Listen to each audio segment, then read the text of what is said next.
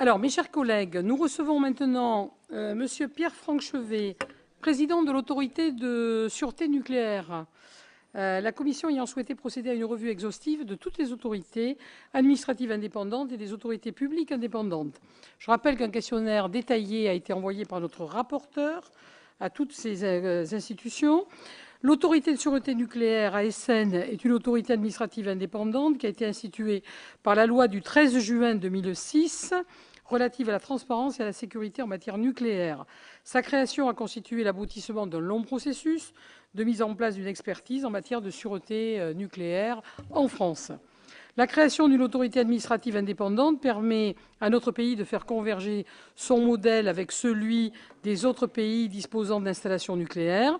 J'imagine que vous en reparlerez, car la Commission s'interroge tout particulièrement sur la justification des autorités administratives indépendantes. Comme la loi le permet, votre audition fera l'objet d'un compte-rendu publié dans le compte-rendu détaillé des réunions des commissions, qui est diffusé en version papier et aussi sur le site internet du Sénat. Par ailleurs, votre audition est ouverte au public et à la presse. Elle fait l'objet d'une captation vidéo.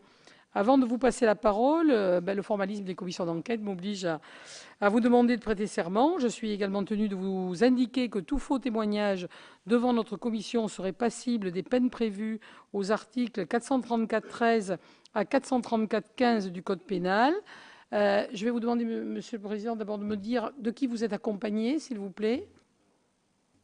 Je suis accompagné de Jean-Christophe Niel, directeur général de l'ASN, et de M. Alain Delmès, directeur général adjoint de l'ASN. Très bien, je vous en remercie. Donc, je vais vous inviter à prêter serment tous les trois, l'un après l'autre. Donc, je vous invite à prêter serment de dire toute la vérité, rien que la vérité. Levez la main droite et dites « je le jure ». Je le jure. Je le jure. Voilà, je vous remercie. Selon l'usage habituel, je vous propose de nous faire part de vos observations juste une dizaine de minutes. Après quoi, notre rapporteur, Jacques Mézard, vous soumettra à ces questions, et ainsi que nos collègues. Voilà. Et vous ne m'en voudrez pas, moi je m'échapperai vers 17h30, petite obligation, et c'est un de mes collègues qui continuera la présidence. Mais ne vous étonnez pas de mon départ, dont je ne peux pas faire autrement. Voilà, vous avez la parole, Monsieur le Président. Alors, est-ce que vous souhaitez, Madame la Présidente, que je réponde d'abord à votre question sur l'indépendance, ou que je fasse un panorama d'abord général Un petit panorama. D'abord, vous allez panorama. appuyer sur le micro, parce qu'on va vous enregistrer. Voilà. Et il faut parler un petit peu près du micro pour être bien entendu. Et donc, un petit panorama général, ce qui vous paraît important par rapport, bien sûr, à ce statut d'AAI, mais un petit panorama général. Donc l'autorité de sûreté française est effectivement une autorité indépendante depuis une petite dizaine d'années, depuis 2006 maintenant. C'est conforme à la pratique internationale, ce statut est conforme à la pratique internationale, notamment pour les plus grandes autorités de sûreté mondiale que l'on peut considérer comme de référence.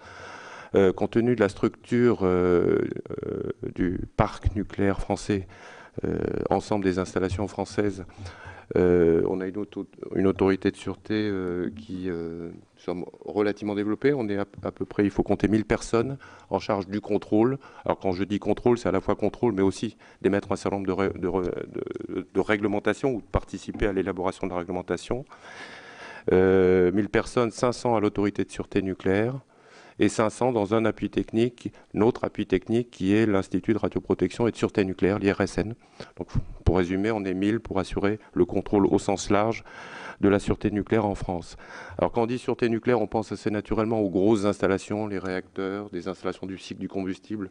On peut penser par exemple à la très grosse installation de l'AG, mais il y a aussi des petites installations qui sont dans notre mission, notamment tout ce qui touche aux aspects de contrôle de la radioprotection, éviter que des gens se prennent des doses indûment, et notamment dans le domaine médical. Et donc là, on a affaire non pas à des grosses installations, mais à des activités beaucoup plus diffuses sur l'ensemble du territoire. Tout ce qui s'occupe de radiothérapie, évidemment au bénéfice des patients, mais qui peut aussi créer des risques. Un des gros accidents en France date d'une dizaine d'années à peu près, c'est l'accident d'Épinal, où il y a eu une vingtaine de décès suite à des radiothérapies qui ont été mal menées. On s'occupe aussi de contrôler qu'il n'y a pas de doses excessives, toujours dans le secteur médical, dans le domaine de l'imagerie, toutes les radiographies que chacun d'entre nous prenons pour contrôler de manière préventive notre état de santé font aussi partie de notre champ de contrôle. Et entre les gros objets, ces objets très diffus, on s'occupe aussi du contrôle des ce qu'on appelle les sources radioactives, notamment qui sont utilisées sur tous les chantiers partout en France. Il y en a certainement à moins de 2 km d'ici. Chaque fois qu'on fait des tuyaux, il faut les souder. Et pour vérifier l'état des soudures, il faut faire des tirs radio à l'équivalent de ce qu'on fait pour les humains, pour vérifier une radiographie, pour vérifier qu'effectivement que les soudures ont été bien réalisées. Et ça, c'est une activité, là aussi, extrêmement dispersée sur le territoire et que nous contrôlons dans les aspects touchant à la sûreté et à la radioprotection.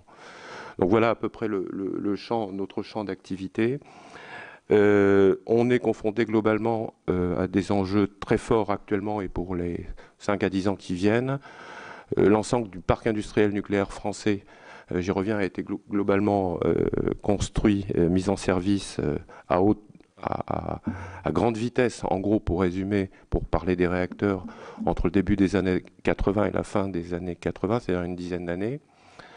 Et ça veut dire que toutes ces installations, je pense aux réacteurs en premier, vont arriver vers leurs 40 ans prochainement, à partir de 2020. Et alors 40 ans n'est pas une date magique en soi, c'est pas une date fatidique. Néanmoins, c'est un âge avancé pour des installations industrielles, en l'occurrence nucléaires, qui nécessitent que pour évaluer leur éventuelle prolongation, un examen très approfondi soit fait. Il y a un examen qui doit être fait avec l'idée d'améliorer la sûreté à cette occasion-là. Pourquoi ? Parce que l'alternative à « je prolonge une installation ancienne », c'est d'en construire une nouvelle. Et évidemment, les nouvelles sont ou seraient, ou doivent être construites au meilleur standard de sûreté. Les installations qui ont débuté, qui ont été mises en service il y a en gros une quarantaine d'années, ont été conçues il y a une cinquantaine d'années avant. Et évidemment, il y a eu des évolutions dans les normes de sûreté applicables sur cette période de 50 ans. Et donc, le premier grand enjeu que nous avons devant nous, c'est la question de la prolongation ou non des réacteurs nucléaires. Alors, peu ou prou, on a la même question pour toutes les autres installations nucléaires, parce que au moment où le parc nucléaire s'est fait, on a évidemment construit les installations que j'appellerais supports, c'est-à-dire les installations qui touchent au cycle du combustible. J'ai cité l'AG, je le recite. Installation de fabrication du combustible, installation de recherche aussi du CEA pour préparer ou en appui du développement du parc nucléaire. Et comme on les a fait à peu près en même temps, la même question se pose, des installations relatives de conception relativement anciennes qui prennent de l'âge évidemment, et où la question progressivement de leur mise à niveau en termes de sûreté se pose globalement devant nous. Les 40 ans pour les réacteurs, ça va commencer en 2020. Et pour certaines installations, je pense notamment aux réacteurs de recherche, ont déjà atteint leurs 40, voire leurs 50 ans. Et donc il y a un vrai sujet maintenant, et pour une dizaine d'années, justement de mise à niveau du parc industriel nucléaire français. Et bien entendu, la question de la sûreté est tout à fait centrale dans ces questions-là. Et si on parle de mise à niveau, ça veut dire qu'il peut y avoir des prolongations, mais il peut aussi y avoir des constructions nouvelles majeures. Et là aussi, il y en a. Il y a l'EPR à Flamanville, qui est en cours de construction. On parlera peut-être, vous aurez peut-être des questions sur les anomalies. Il y a des anomalies d'actualité. Il y a eu des anomalies par le passé. Il y en aura d'ailleurs sans doute d'autres. Mais le chantier avance. Et puis on a une autre grosse installation en perspective, tout à fait nécessaire en termes de sûreté. C'est le projet de stockage géologique profond pour les déchets les plus radioactifs. Donc à Bure, le projet qui s'appelle CIGEO, qui là aussi a vocation à avancer dans les 5 prochaines années. Et donc, ce que nous avons l'habitude de dire publiquement, et y compris dans un certain nombre d'auditions au Parlement, c'est que pour faire face à ces enjeux majeurs, et que je qualifierais de sans précédent par rapport à ce qu'on a vécu il y a une dizaine ou une quinzaine d'années, c'est des enjeux qui sont presque les mêmes que ceux qui ont prévalu au moment où on construisait le parc nucléaire, puisque là, il s'agit de le remettre à niveau, et encore une fois, avec une ambition nécessairement forte en matière de sûreté.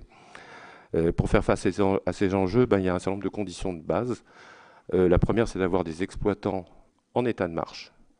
Les enjeux industriels sont colossaux. EDF, quand il chiffre l'effort à faire, je ne me prononce pas du tout sur le chiffre, c'est de l'ordre de 55 milliards d'euros à investir dans la période que j'évoque. C'est le chiffrage EDF. Pour l'instant, le travail est en cours avec eux pour valider ou invalider les modifications, améliorations apportées. Donc du coup, je ne me prononce pas. Mais c'est des ordres de grandeur quand même qui sont parlants. C'est énormément de travaux d'amélioration, de modifications à faire sur les installations. Et pour arriver à gérer cela correctement, il faut que l'exploitant, je le redis, soit en état de marche, à la fois au plan technique, en termes de capacité humaine, en propre ou chez ses sous-traitants, dans le tissu industriel. C'est un enjeu absolument majeur. Si on veut que les choses soient bien faites, comme il se doit, bien entendu, il faut que, voilà, qu'il y ait toutes les compétences et, je rajoute, les moyens financiers. Même chose pour Areva, qui est aussi concerné par un certain nombre d'installations à réévaluer en termes de sûreté. Même chose pour le CEA. Alors le CEA, c'est le budget de l'État. Areva, on est la situation financière du moment, donc il y a aussi un sujet. Alors c'est peut-être, effectivement, peut-être EDF, mais ça, j'aurais peut-être quelques questions plus précises. Mais en tout cas, dans tout état de cause, pour nous, ces enjeux-là d'avoir des exploitants, fabricants en état de marche est absolument central.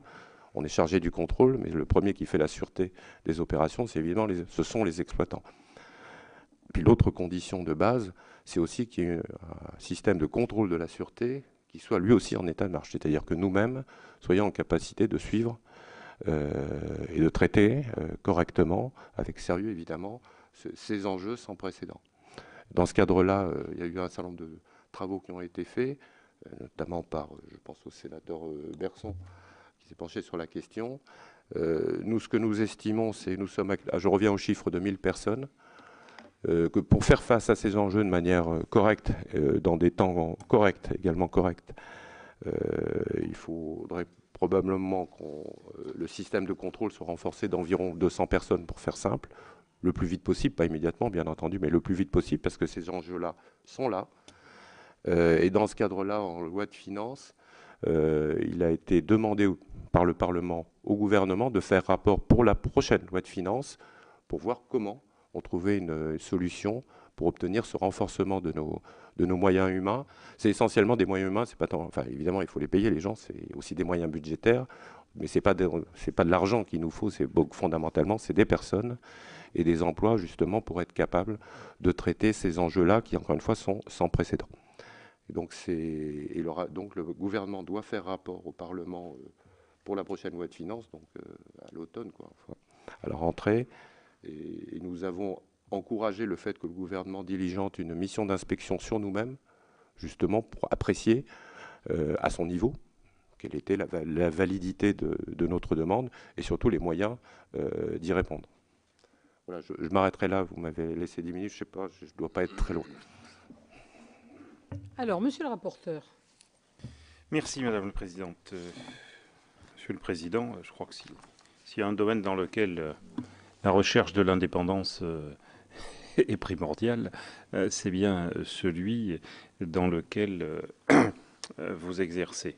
Donc, moi, ma première question, c'est de savoir si le statut d'autorité administrative indépendante vous convient, vous paraît la bonne formule, vous permet de remplir les missions qui vous ont été définies par la loi telle qu'elle est actuellement. On reparlera de vos souhaits éventuellement pour une modification législative. Mais aujourd'hui, est-ce que ce statut vous convient?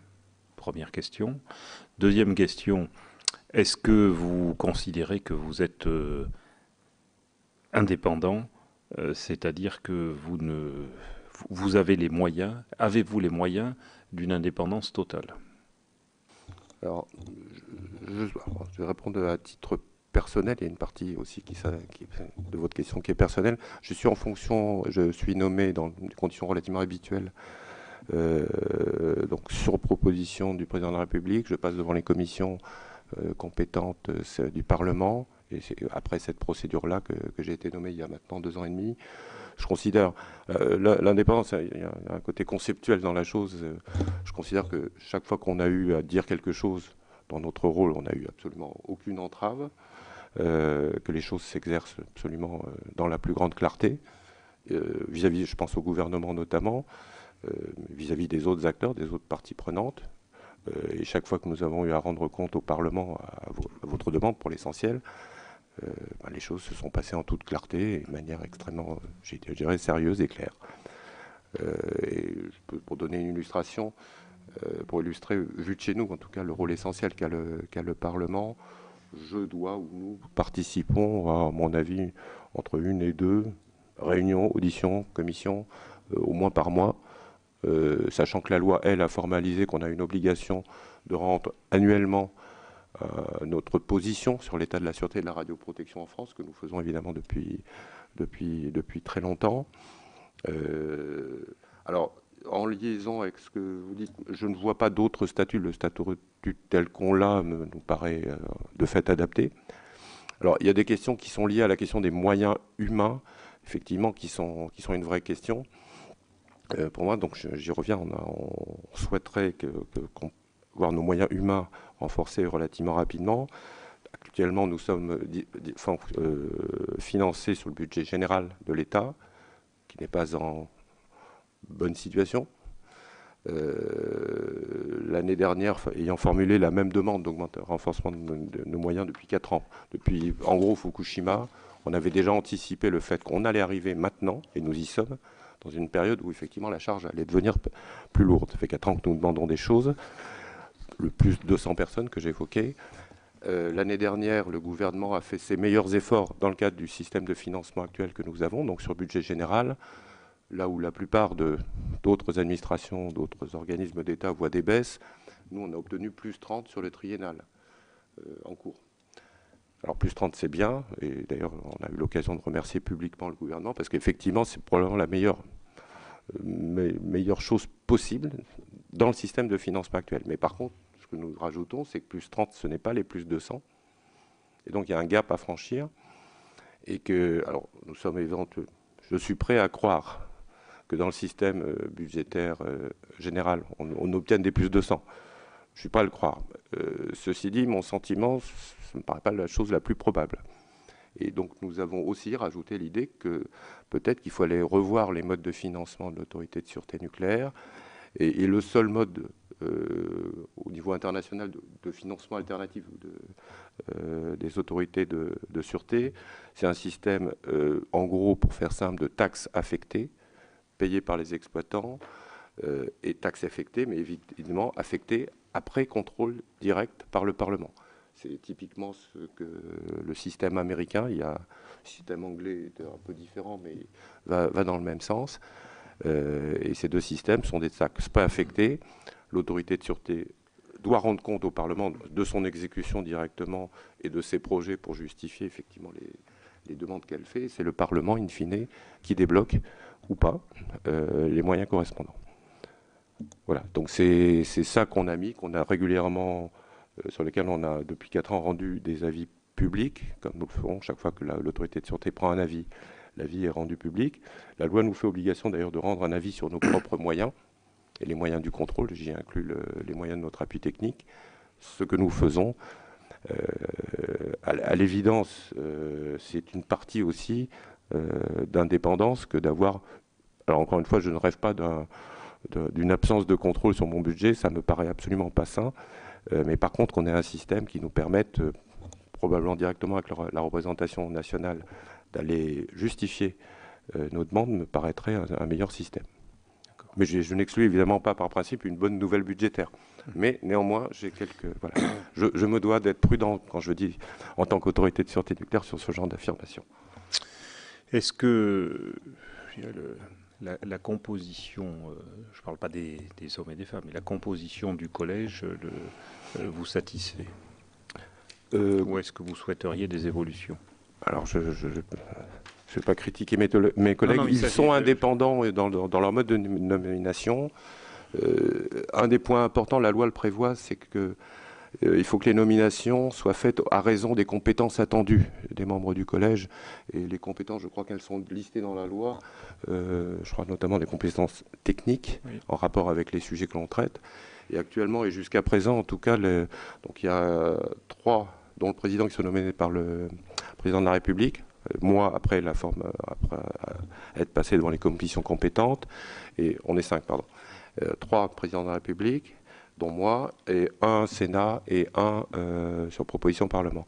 Et on a toujours réussi jusqu'à présent à maintenir cet équilibre des compétences, sachant qu'en gros, le collège actuellement est composé de 3, dont moi, qui ont un profil plutôt orienté sur les grosses installations, plutôt ingénieurs, et on en a 2 qui sont plutôt sur les professions médicales.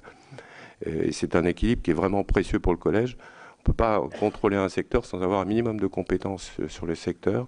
Et jusqu'à présent, alors ça peut évoluer, mais jusqu'à présent, la sagesse collective a fait que les personnes avaient bien les bonnes compétences pour exercer leurs fonctions. Enfin, c'est mon sentiment. Ensuite, Pensez éventuellement à une augmentation du nombre alors, c'est des commissaires permanents qui sont permanents. Les 5 sont permanents, c'est un emploi à temps plein. Non, c'est pas tant une question de nombre. Le nombre nous paraît assez raisonnable. Voilà. Il est maîtrisable, nos discussions sont maîtrisables. Il y a une diversité suffisante, à mon sens, qui nous permet de... Voilà. Parce que j'ai sous les yeux un article d'un hebdomadaire, enfin encore que il est rare que les hebdomadaires qu'on puisse prendre pour table de loi ce que disent les hebdomadaires, mais dans lequel il est indiqué que vous auriez fait savoir qu'il y aurait besoin d'une nouvelle loi vous conférant de nouvelles compétences, comme, je cite entre guillemets, avec toutes les réserves d'usage. Pouvoir arrêter les réacteurs en cas de danger sans attendre l'autorisation de l'exploitant. Et l'autorité regretterait aussi l'absence de sanctions intermédiaires. Oui, alors, je ne sais pas de quel hebdomadaire il s'agit, mais je redis ce qu'on a plusieurs fois dit. Effectivement, on a fait dans le cadre de la préparation de la loi, du projet de loi de transparence, sur transition énergétique pour la croissance verte, pardon. On a fait un certain nombre de propositions pour que le statut ou les missions de la SN soient renforcées. Alors, il y avait plusieurs volets. Il y avait des mesures qui touchaient à la transparence, point que je n'ai pas évoqué, mais en termes de sûreté nucléaire, la transparence s'impose. On est sur un objet public, la sûreté nucléaire, santé publique, in fine. Et donc la plus grande transparence s'impose. Donc il y a un certain nombre de mesures d'enforcement de la transparence qu'on a nous-mêmes appuyées, qui ont été reprises dans l'actuel projet de loi. Je donne une illustration. On a historiquement, c'est une très bonne chose, créé des commissions locales d'information auprès de toutes les installations nucléaires en France. C'était il y a en 81, donc c'est pas d'hier. Ça a accompagné le développement du nucléaire. Elle marche bien. On leur a donné des compétences par ce projet de loi. On va leur donner des compétences renforcées, le pouvoir de demander à aller visiter une installation qui aurait eu après un incident, d'aller voir sur place et pas simplement d'organiser des réunions ailleurs. On leur donne la capacité, c'est un point important pour les installations, pour les commissions locales concernées par des installations frontalières, de faire participer de plein droit des membres étrangers, qui sont objectivement aussi concernés que les populations françaises en cas d'accident. Donc ça, c'est un certain nombre d'avancées sur le système. Et j'en parle parce que je considère que ça fait partie du contrôle que d'organiser cette forme de transparence et de débat sur la sûreté nucléaire. Il y a aussi des choses qui nous concernent en propre, notamment nos capacités de sanction. Alors, ça a peut-être été mal traduit par le journaliste. On a la pleine capacité aujourd'hui à arrêter à tout moment une installation nucléaire, évidemment sans autorisation de l'exploitant ni de quiconque, ni du gouvernement, on peut le faire. Et notamment si on estime que les risques sont importants et urgents à traiter. De l'autre côté du spectre, dans le bas de gamme, on peut à tout moment faire ce qu'on appelle des mises en demeure, par exemple. C'est une lettre de rappel un peu solennelle. On peut aussi dresser procès-verbal et envoyer à la justice. Mais ça, c'est du quotidien, j'allais dire. Et il nous manquait quelque chose d'intermédiaire pour des situations où les anomalies sont relativement mineures, on va dire, ne justifiant pas l'arrêt immédiat d'une installation. Il y en a. Mais à l'inverse, ces anomalies mineures, dès lors qu'elles durent, parfois ça peut être 10 ans, 20 ans, ça devient un problème. Je vous prends un exemple récent. À La Hague, historiquement, il y a eu des déchets qui ont été mal conditionnés, mal mis en forme au moment où ils ont été produits. C'était il y a une trentaine d'années. À l'époque, il y avait eu, et depuis ce temps-là, il y a eu tout un tas de demandes d'aller reprendre ces déchets anciens pour les remettre dans la forme sûre, moderne, et ça n'a globalement pas été fait sur l'échelle de 20 ans. Évidemment, du jour au lendemain, ils ont été conditionnés, on les a stockés dans des silos, mais des silos qui ne tiennent pas au séisme. Du jour au lendemain, la probabilité que survienne un séisme n'est pas énorme, elle est même voisine de 0. Par contre, cumulée sur la durée, cette situation n'est pas acceptable. Donc c'est une anomalie qui n'est pas majeur, mais qui dure. Et donc, ce qu'on a souhaité, justement pour traiter ces cas intermédiaires, c'est qu'on ait une capacité d'infliger des amendes journalières ou mensuelles, tant que la situation n'est pas rentrée dans l'ordre. Il y a une amende qui est payée. Alors, je précise tout de suite qu'elle n'est pas versée à nous, elle est versée au budget de l'État, général de l'État, elle serait. Mais justement, pour avoir cette capacité, parce que quand une autorité n'a pas d'outil intermédiaire gradué, elle ne peut faire que des choses injustes ou insuffisantes. Donc, conclusion, il nous fallait ce moyen. Donc, c'est le point sans doute essentiel dans la loi. Compte tenu des enjeux portés par le nucléaire sur cette question des sanctions, on entre nécessairement dans des amendes pour qu'elles aient un poids qui doivent elles-mêmes être suffisamment dimensionnées. Juste un ordre de grandeur, un réacteur nucléaire qui ne fonctionne pas, qui est arrêté pendant un jour, c'est 1 million d'euros perdus. Donc si on avait une amende à 100 euros ou 1000 euros, c'est sans commune mesure avec l'enjeu. Donc faut que c'est un rapport avec les enjeux économiques qui sont portés par l'activité. Et donc, dès lors qu'on a ce genre d'amende relativement significative, pour être efficace, on va devoir instaurer en notre sein, c'est prévu par le projet de loi, une commission des sanctions propre, comme d'autres autorités d'ailleurs l'ont, l'AMF doit l'avoir. Donc on aura une commission des sanctions en notre sein qui doit être créée. Je crois que c'est dans l'ordonnance qu'il est prévu de créer cette commission des sanctions. Est-ce que je peux poser une question sur le rapporteur. Moi, je reviens un peu sur l'indépendance pour la clarifier, bien la comprendre. Moi, j'ai noté que vous aviez des directions territoriales. Oui. Vous devez en avoir 8, je crois, quelque chose comme ça. 11 directions territoriales, excusez-moi.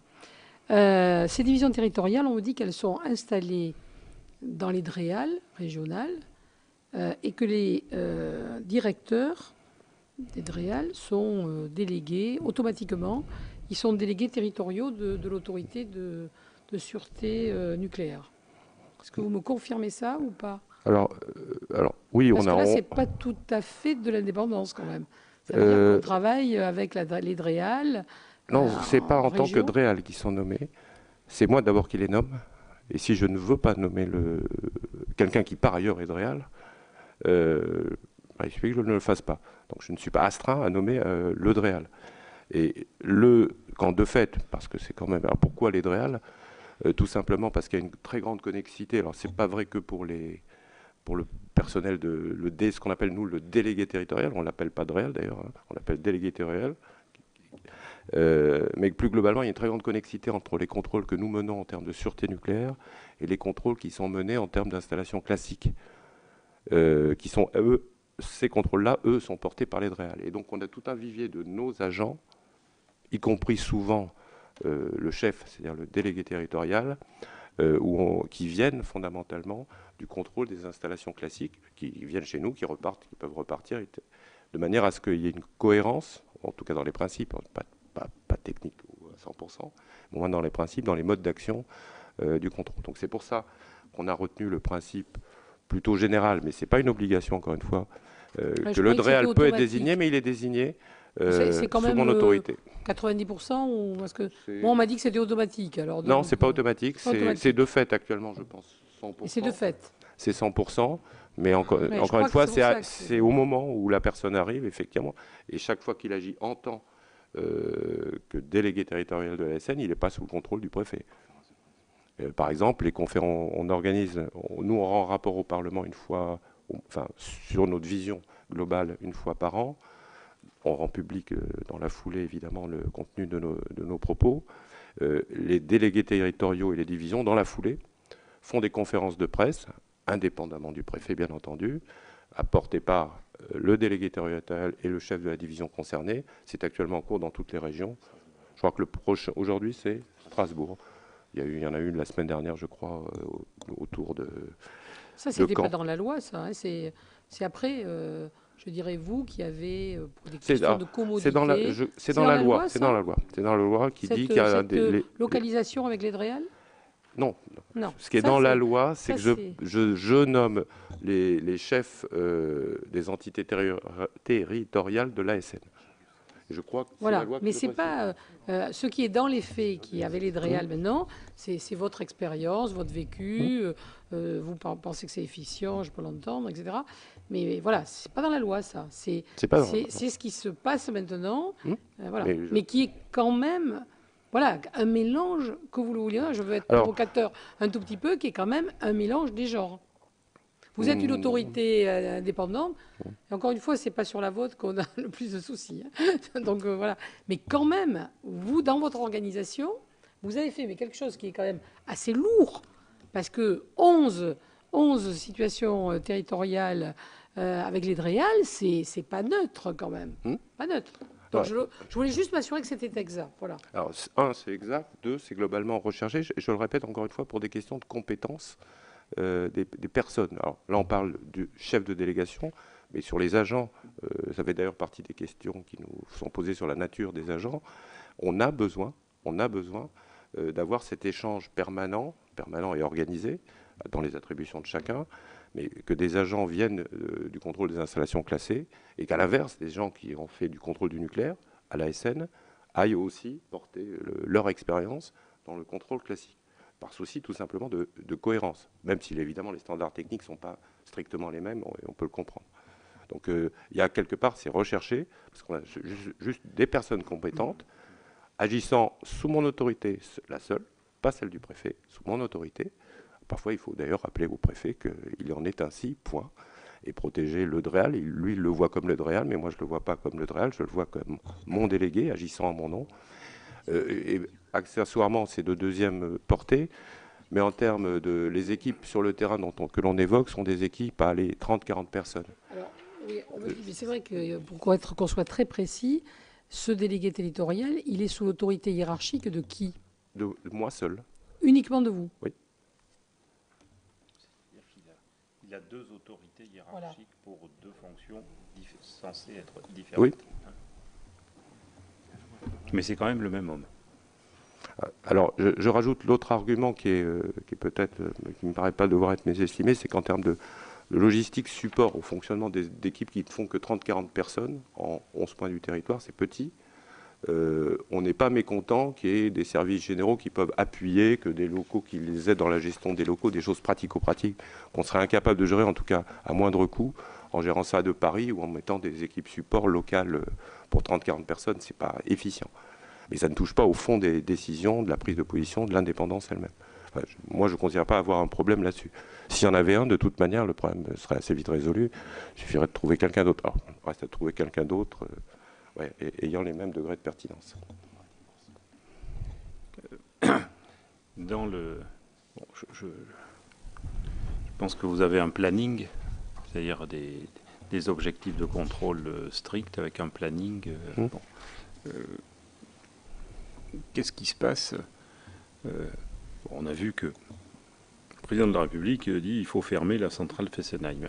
Est-ce que ça, non pas modifié vos avis, mais est-ce que ça a entraîné une procédure particulière, une réaction particulière? Alors, nous avions, avant même que la décision politique soit prise, on avait été amené à se prononcer, c'est prévu par la loi, tous les 10 ans, en gros. Oui. Il y a une réévaluation de sûreté qui nous est soumise et on autorise, on va dire, pour faire utiliser des mots trop simples, une éventuelle prolongation jusqu'au prochain examen, c'est-à-dire en gros pour 10 ans. Je crois qu'avant même les élections, on avait été amené, dans le cadre de la loi, à se prononcer sur l'extension de 10 ans de plus, moyennant un certain nombre de travaux qui ont évidemment été réalisés. Et donc effectivement, on a eu simultanément, nous qui disions bon pour 10 ans, c'était en 2011 je crois, c'est-à-dire en gros 2021. Et par ailleurs, le président de la République, qui, dans sa légitimité incontestable et dans son rôle, dit autre chose. Non, nous, simplement, en termes d'autorité de sûreté, alors encore une fois, il peut toujours y avoir un incident qui, en termes de sûreté, nous fait changer de position. Ce n'est pas le cas, donc on est sur une logique où on a dit bon pour 10 ans, et donc plutôt 2021. Alors, ce n'est pas la seule, je précise que d'autres centrales ont bénéficié de la même procédure et on a été amené, moyennant un certain nombre d'améliorations des centrales à autoriser, entre guillemets, pour faire simple, pour 10 ans, mais encore une fois, dans notre rôle, autorité de sûreté. Non, donc ce qui veut dire que ça ne change rien à vos positions. Non, non. Non, mais je Non, n'en non. doute pas. Mais là, non, pour être clair, on est indépendant et c'est pas un mot très précis. On est indépendant notamment de tous ceux qui portent une pensée de politique énergétique ou liée à la politique. Alors il y en a qui ont des pensées. Je pense que les exploitants ont des visions sur la politique énergétique. Les industriels ont des visions. Il y a des ONG aussi qui ont d'autres visions, pas nécessairement les mêmes que les précédents. Mais il y en a un qui a nécessairement une pensée, c'est le gouvernement et le président de la République. Par conception même, ils sont en charge de la politique énergétique. Et on se doit d'être indépendant de ces personnes-là, et notamment des dernières. Sur le fond, avant de revenir sur la forme, justement, d'éminents parlementaires menant une commission d'enquête sur les coûts du nucléaire, on dit que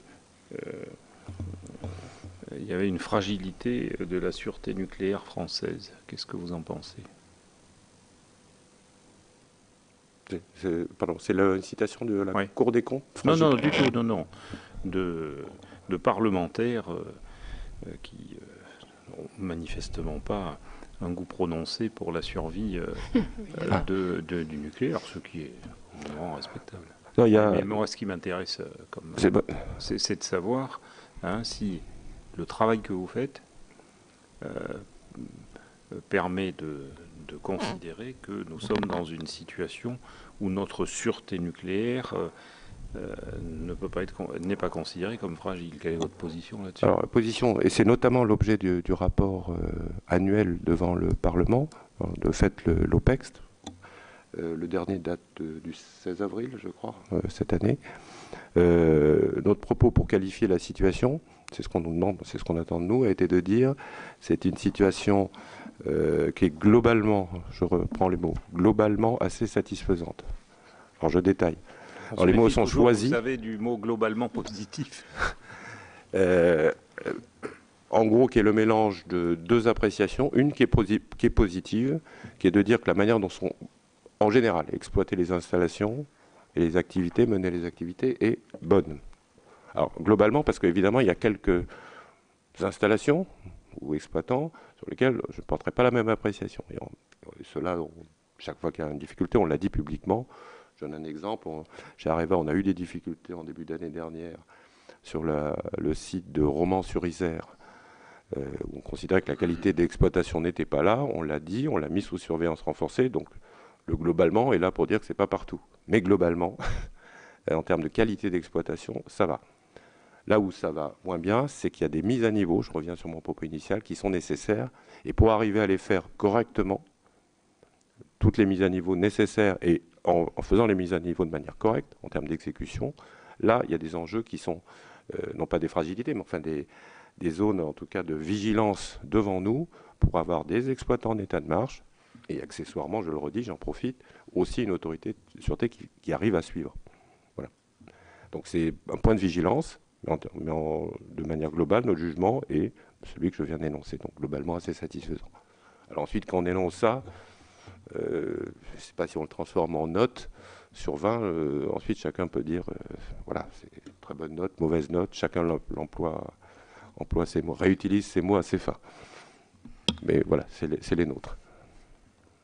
Est-ce que vous pouvez nous donner quelques précisions sur votre coopération avec l'IRSN?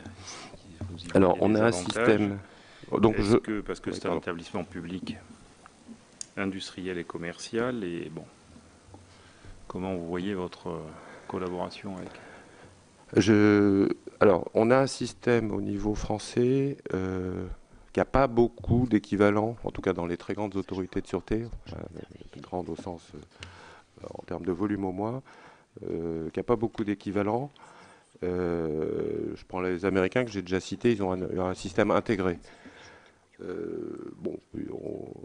suis moi plutôt content du système qui a été de fait mis en place en France, parce que en gros dans les décisions qu'on opère, il y a beaucoup d'expertise qui est nécessaire, une expertise extrêmement pointue, et je trouve plutôt que c'est un progrès pour le contrôle de la sûreté que d'avoir un expert qui, au moment où il rend sa décision, sa position, rend un avis, il est libre de son avis, il n'a pas le poids de la décision. Le poids de la décision, lui, est transféré chez moi, et y compris la décision, le fait de recourir éventuellement à d'autres expertises en cas de besoin, si j'ai un doute. Sachant que les avis intermédiaires, donc, avant que nous prenions position de l'IRSN, sont à terme rendus publics. Et donc je trouve que ça donne une sécurité, une double sécurité dans le système, plutôt que d'avoir un système intégré, où éventuellement mes agents, du coup, projetteraient, enfin imagineraient ou fantasmeraient sur ma position, ma future position, ou la position du collège, et inhiberaient éventuellement leur jugement.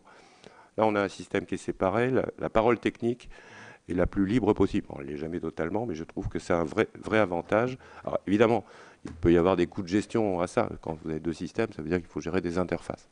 Alors, parfois, des interfaces un peu compliquées à gérer entre nous, mais je trouve que, vu de l'extérieur, et en termes d'efficacité du contrôle, de transparence aussi, je trouve qu'il y a un vrai plus au système français. Bon, je précise également que l'IRSN ne travaille pas que pour nous. Il travaille aussi pour d'autres autorités. Je ne suis pas en charge, par exemple, du contrôle des activités de défense nucléaire.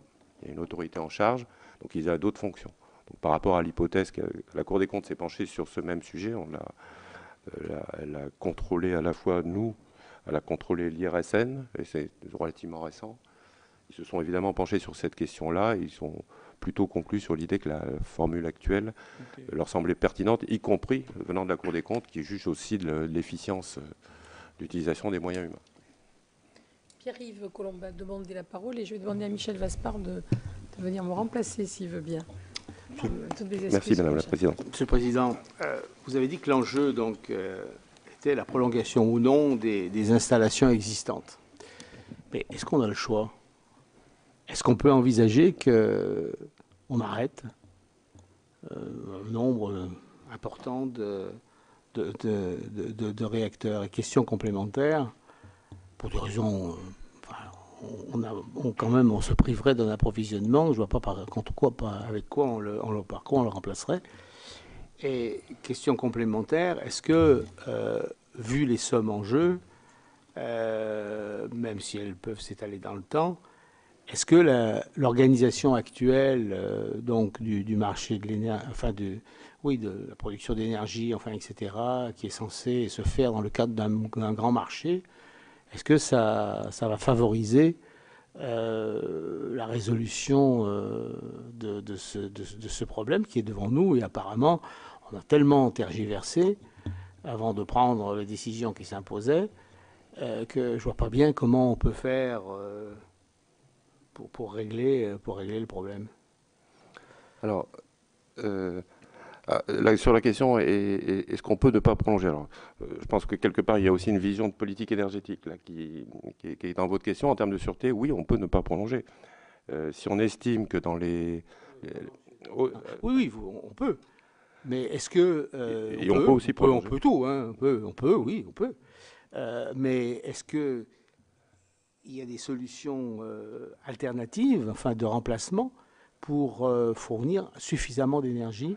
Là, je suis payé pour être indépendant justement de ce genre de questions de politique énergétique. Ce que nous avons dit, non mais je suis désolé d'illustrer un peu ma fonction, mais ce d'autant plus que j'étais directeur général de l'énergie et du climat juste avant. Donc je vois très bien la séparation des rôles. Et ce que nous avons dit, nous, à SN, dans le cadre du débat qui est préalable, on y a contribué, pour aller dans le sens de votre question, on y a contribué. Et nous avons dit deux choses aux décideurs de politique énergétique, pas nous. On a dit deux choses. Première chose, on a un parc nucléaire, je parle des réacteurs français, qui est standardisé. C'est-à-dire, en gros, c'est homogène. Je considère que ça a été, et c'est plutôt une chose positive pour la sûreté, parce que dès lors qu'on détecte des anomalies à un stade précoce, on peut très rapidement trouver des solutions et les mettre en œuvre. Et en plus, de manière économique, ça, c'est pas mon sujet, mais en plus, c'est efficient en termes de sûreté. Mais, il y a un mais, c'est que si on ne détecte pas de manière suffisamment précoce, c'est-à-dire si on est surpris par une anomalie, à ce moment-là, on peut avoir quelque chose qui impose l'arrêt par nous, ce que je peux faire dans le cadre de mes attributions, en gros d'une dizaine de réacteurs parmi la soixantaine que compte la France. Et ce que nous avons dit aux décideurs de politique énergétique, c'est tenez compte du fait qu'il n'est pas impensable, loin de là, envisageable qu'on soit dans cette situation-là, de devoir arrêter pour regarder ce qui se passe sur une dizaine de réacteurs. Pas immédiatement, évidemment, mais en l'espace d'une semaine quand même. Ce n'est pas quelque chose d'impensable. On est passé, je le cite d'autant plus que je l'ai vu de très près en début de carrière. J'ai commencé, je trouve, ma carrière à l'ASN. Après, j'ai fait d'autres choses. On a eu une anomalie de corrosion sur les couvercles de cuve. Couvercle de cuve, d'ailleurs, ça renvoie à une autre anomalie en cours de traitement, enfin d'examen en tout cas, sur l'EPR. Problème de corrosion. Et ça a commencé à fuir sur des tranches en fonctionnement. C'était à budget 3 de mémoire. Quand tous les réacteurs sont de même nature, vous ne savez pas d'où ça vient la fuite au début. Vous ne savez pas si les autres sont affectés. Donc la question s'est posée, je me souviens, on se l'est posée, de savoir quel réacteur on arrête, vite, pour aller voir ce qui se passe. Il se trouve que EDF a trouvé, dans la semaine, un moyen, nous avons de mémoire proposé un moyen pour mettre des contrôles, des renifleurs, pour détecter les fuites, si elles apparaissaient. On a évité de très peu la situation que je décris. Ce que nous avons donc dit aux décideurs publics, premier point, il faut que le système électrique ait de la marge. C'est de la marge pour faire face à cette situation. Et puis on arrête là le propos, parce qu'après la marge, c'est pas à moi de décider si vous avez de la marge nucléaire, de la marge renouvelable, de la marge charbon ou de la marge en termes d'effacement de consommation. Donc, on a essayé d'articuler, enfin notre indépendance s'arrête là. Après, la réponse au système, ça peut être aussi des capacités réservées sur le marché européen. Ça se paye, mais ça peut se faire. Mais tenez compte de ça, une dizaine de réacteurs arrêtés en une semaine. Donc ça a été notre première contribution, on a toujours le même propos. Deuxième contribution, c'est de dire que le temps, là ça renvoie peut-être plus directement à votre question, le temps a été compté pour prendre des décisions. Parce qu'encore une fois, le 40 ans pour les réacteurs nucléaires, il est demain.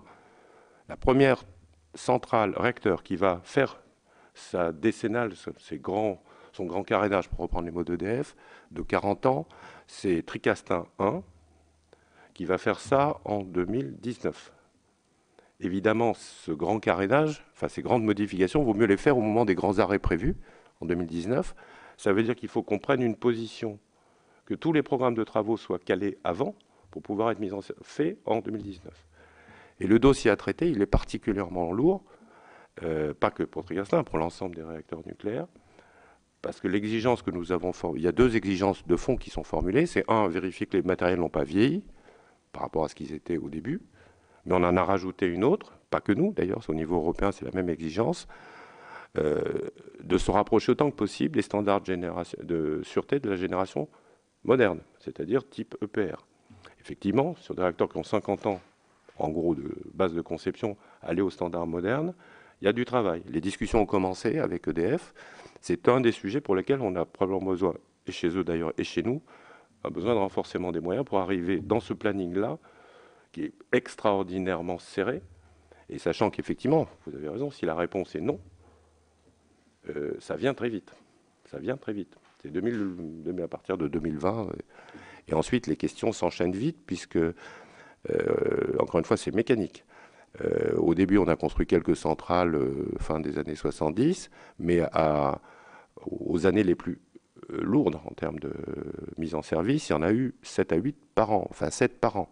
Ça veut dire que la question de si la réponse était non ou dans des conditions compliquées pour la prolongation, ça veut dire qu'il pourrait y avoir 7 à 8 centrales par an qui soient concernées par une non-prolongation.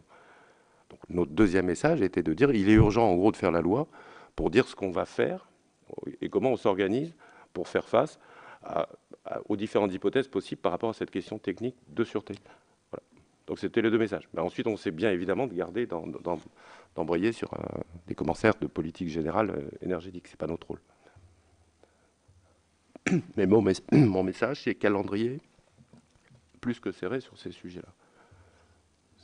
Pas l'impression, enfin c'est peut-être pas votre job, mais on a quand même l'impression qu'on a plus que tardé. Et je vois pas bien comment, surtout dans le on va trouver où EDF va trouver et les autres vont trouver ces 55 milliards, surtout avec un mode de fonctionnement qui n'est plus un fonctionnement dirigé d'en haut, hein, mais qui est censé être la concurrence, enfin, etc.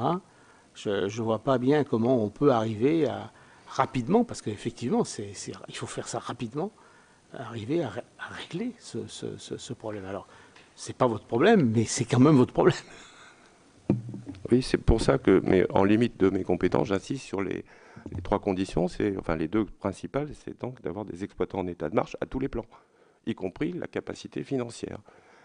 Et financière, ça renvoie quelque part à la situation d'Areva, financièrement comment ça peut s'améliorer, mais également à la situation d'EDF, parce que pour faire des investissements de sûreté massifs, qui sont peut-être pas 55 milliards, ça sera sans doute un autre chiffre au final, mais les ordres de grandeur sont sans doute incohérents. Il faut effectivement qu'il y ait les ressources financières qui renvoient à des questions compliquées que je connais un petit peu, notamment sur les tarifs. Merci, monsieur le rapporteur. Oui. Ce qui nous paraît, enfin, ce qui est important, c'est de savoir si vous considérez que les pouvoirs publics suivent vos avis ou vos recommandations, qu'elles soient découlant d'un rapport ou qu'elles soient plus directes, parce que on a vu que sur Fessenheim, vous aviez un avis différent du chef de l'État, mais sur les questions de sûreté, est-ce que vous êtes bien écouté, bien entendu? On est l'autorité de sûreté nucléaire, fondamentalement, sur l'essentiel des décisions, c'est nous qui les prenons.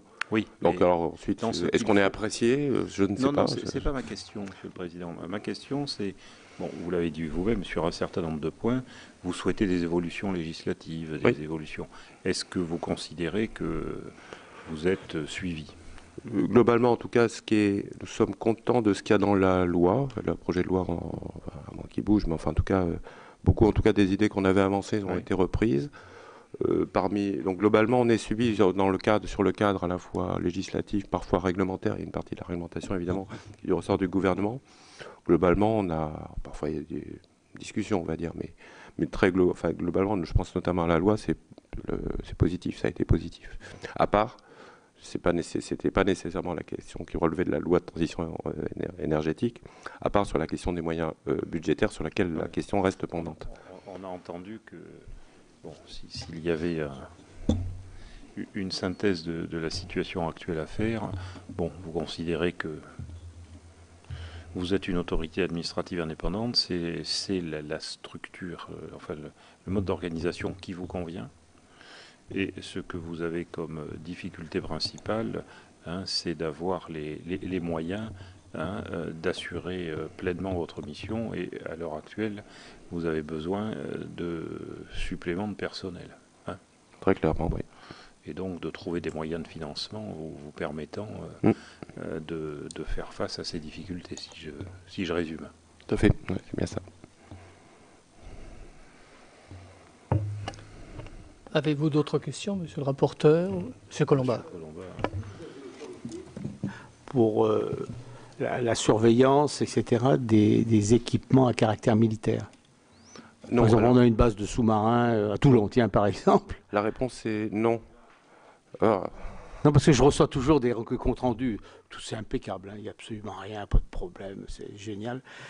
Donc c'est pour ça que le contraire m'aurait vraiment beaucoup étonné. Donc c'est un taux d'autocontrôle. Oui, non. Non. Ce n'est pas nous qui nous en occupons, on est chargé du contrôle des activités civiles. D'accord. Il y a une autorité de sûreté nucléaire défense, notre homologue, mais pour les activités de défense, avec lesquelles on entretient d'ailleurs des relations très très suivies. Alors qui n'est pas une autorité indépendante, elle dépend du ministère de la Défense et de l'Industrie, si ma mémoire est bonne. Enfin, en termes de statut, elle n'est pas autorité indépendante, je ne la qualifie pas, mais en termes de statut, elle n'est pas autorité indépendante. Par contre, ils sont très très intéressés à avoir beaucoup d'échanges avec nous, notamment pour faire valoir leur position, souvent proche des nôtres. N'étant pas autorité indépendante, ils sont dans un système un peu plus complexe de discussion. Je prends l'exemple du Fukushima, des suites de Fukushima. Ils ont assisté à toutes nos instructions successives, prises de position. Ils en ont pris connaissance et se sont la plupart du temps inspirés de nos propres prises de position pour imposer des choses dans le domaine défense, enfin équivalentes dans le domaine défense. Donc, mais c'est une autre autorité, formellement c'est l'autorité de sûreté nucléaire défense, ASND, et je crois que c'est une direction, donc ça donne des SND. Et pour terminer, on ne risque pas de se retrouver dans la situation des Japonais avec une entreprise comme TEPCO qui fait n'importe quoi. C'est quand même un peu plus sérieux ou il y a quand même quelques problèmes dans notre organisation? Alors, c'est le jugement que je donnais qui s'applique, y compris si vous pensez à l'électricien, donc EDF, bonne qualité d'exploitation dans l'ensemble. Un niveau d'investissement en termes de sûreté qui est revenu à un bon niveau actuellement, ce qui n'était probablement pas le cas il y a 4-5 ans en termes de travaux et d'investissement pour la sûreté, mais là c'est revenu à un relativement bon niveau, au point d'ailleurs que ça puisse poser des problèmes de qualité de réalisation. C'est pour ça que j'insistais tout à l'heure sur la qualité de réalisation.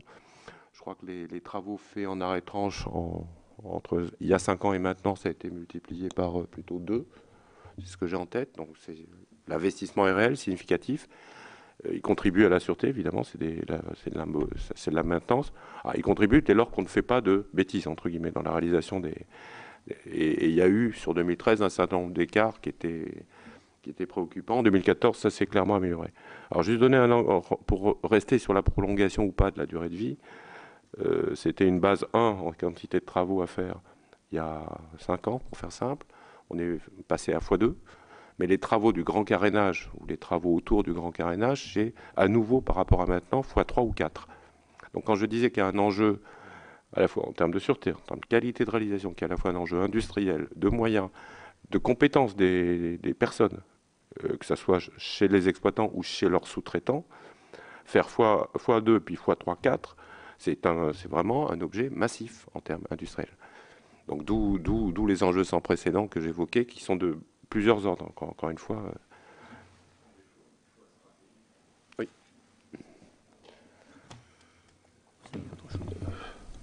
Non. Monsieur Colomba, non. Juste un mot, si vous me le permettez. Tout à l'heure, vous avez parlé de l'EPR, on est parvenu sur le sujet. Votre autorité contrôle également la construction de l'EPR. Oui. Il y a eu un certain nombre d'incidents. Est-ce que vous pouvez nous apporter quelques précisions? Est-ce que c'est de nature à remettre en cause ou à retarder d'une façon considérable la mise en service? Est-ce que vous pouvez nous en dire un peu plus? Alors, il y a eu récemment, il y a eu 2 anomalies qui ont été évoquées. Je voulais juste rappeler qu'il y en a déjà eu par le passé. C'est pas une nouvelle, hein. Il y a eu des problèmes de qualité de réalisation des bétons. L'ASN, à l'époque, ayant constaté la chose, a fait arrêter le chantier, remettre en ordre les choses avant que de laisser redémarrer le chantier, notamment ce qu'on appelle le génie civil. Il y a eu c'est pas des anomalies, mais disons des discussions très compliquées sur ce qu'on appelle le contrôle commande, c'est le système de pilotage largement informatisé des centrales maintenant, type EPR. Et évidemment, ces systèmes de contrôle informatique ont plein d'avantages, mais ils peuvent aussi tomber en panne, comme chacun peut en avoir l'expérience à titre personnel. Et la question de fond, c'est la sûreté d'un logiciel, de matériel informatique, ce qui n'est pas une question évidente au niveau d'exigence que l'on a en termes de fiabilité pour une centrale nucléaire. Donc ça aussi, ça a été un point extrêmement compliqué. On a communiqué à chaque fois sur chacune des anomalies. Dès lors qu'elles seront détectées, on communique comme il se doit. Et ensuite, on s'attache à ce que les problèmes soient résolus, en tout cas traités et résolus. C'est ce qui est arrivé là dans le cadre de 2 anomalies plus récentes, ou 2 problèmes. Donc la cuve de l'EPR, pas toute la cuve, mais la partie haute, ce qu'on appelle le couvercle, la partie basse, ce qu'on appelle des calottes. On a constaté des défauts de maîtrise de la fabrication. Il y a notamment un des enjeux pour notamment la cuve du réacteur, qui est vraiment un composant central. Hein. Il est exclu dans toutes les analyses de sûreté qu'il puisse y avoir une moindre rupture de cette cuve. Donc il faut être dans la position de certifier, entre guillemets, que la rupture est impossible. Or là, et donc ça exige que les cuves soient de la plus grande qualité possible, pour faire simple. C'est ce que disent les textes, la réglementation, mais fondamentalement, c'est la meilleure qualité possible, avec des marges. Or, il se trouve qu'elle a un problème, une anomalie, on ne peut pas le dire autrement, de composition chimique, qui est hors norme, on va dire, et qui peut avoir une influence sur la fragilité, une certaine fragilité, ce qu'on appelle la fragilité pour les métaux. Donc cette anomalie a été détectée. Dès qu'on a eu confirmation, on l'a rendue publique. Alors ça ne plaît pas à tout le monde, mais je suis désolé, c'est la mission qui nous a été confiée, donc on l'a rendue publique sous le nom de anomalie. Comme pour les autres, il faut que maintenant qu'elle soit traitée. On a reçu début mai, enfin mi-mai, un programme d'essai complémentaire de Areva pour essayer d'aller plus loin dans la compréhension de l'anomalie et apporter des justifications. On va l'analyser sereinement, tranquillement. Ça prendra du temps, tout ça, parce que l'anomalie, elle est quand même pas anecdotique, je l'ai qualifiée de sérieuse, et en plus, ça touche un composant crucial. Et donc, on a prévu de le faire examiner, ce programme d'essai, très attentivement. Ensuite, les essais devront se tenir, donc c'est quelques mois, physiquement, le temps de réalisation. Puis ensuite, il faudra qu'on se prononce sur les résultats des essais. Globalement, j'estime qu'on ne pourra pas avoir une position tranchée, puisque on est au début de l'instruction, avant le début, je dirais, premier semestre 2016, début 2016, enfin c'est entre 6 et 9 mois, pour avoir une position. Donc voilà, le chantier continue par ailleurs. L'impact sur le retard, c'est pas mon sujet. La question, c'est que l'anomalie soit traitée. Si l'anomalie n'est pas traitée, ou si on considère qu'on a un doute sur la fiabilité de la cuve, la réponse sera on ne démarre pas comme ça, évidemment. Mais si on a la conviction que c'est OK, ça c'est OK. Puis entre les deux, il peut y avoir des oui, mais sous réserve de... Et puis avec un certain nombre de conditions. Pour l'instant, c'est ouvert. Elle est sérieuse, c'est sûr. Est-ce qu'elle est rédhibitoire? Je ne sais absolument pas le dire à ce stade. Donc l'affaire est en cours. L'autre, alors c'est pas une anomalie, c'est l'autre débat qui a été rendu public. C'est un débat qui est autour des soupapes de protection du même circuit, pour faire simple. Il y a des soupapes, évidemment, c'est des appareils à pression, très gros, très importants, puisqu'ils contiennent du combustible nucléaire. Et donc ces circuits sont protégés par des soupapes. Et ces soupapes ont des difficultés à être qualifiées dans un certain nombre de situations. Donc quand il y a un dialogue technique, comme il se doit, pour vérifier la bonne qualification des soupapes, qui sont plutôt nouvelles par rapport à celles qu'on utilise sur le parc français. C'est plutôt une conception allemande, en l'occurrence, qui a été retenue pour ces soupapes-là. Ce n'est pas en soi un problème, simplement il faut qu'il y ait des qualifications, des essais faits. Et les premiers essais qui ont été faits n'étaient pas très concluants. Donc il y a une discussion technique en cours pour savoir si étaient-ils vraiment représentatifs. Donc ça continue. Et là aussi, encore une fois, je répète, ce n'est pas la première fois qu'on a des anomalies. Il y en aura d'autres. Des anomalies, il y en a toujours eu dans les chantiers nucléaires. Et qui en est sur l'EPR. Nouveau réacteur, premier du genre. Nouveau réacteur, après 10 à 15 ans de non-construction, moi je ne suis pas très étonné. La seule chose, c'est qu'en méthode, il faut qu'on soit extrêmement rigoureux les uns et les autres. Les anomalies, il faut les détecter. Il faut qu'elles soient déclarées à l'autorité de sûreté nucléaire. Il faut qu'on fasse notre mission de contrôle. Puis il faut qu'elles soient traitées avec extrêmement de sérieux. Et ensuite, voilà.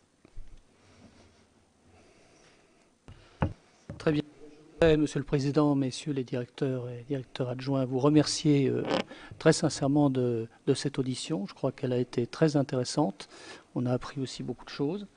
Notre rapporteur vous a posé beaucoup de questions et je crois que ça nous permettra d'avoir un rapport très, très étoffé. Merci beaucoup. Merci, Monsieur le Président. Merci.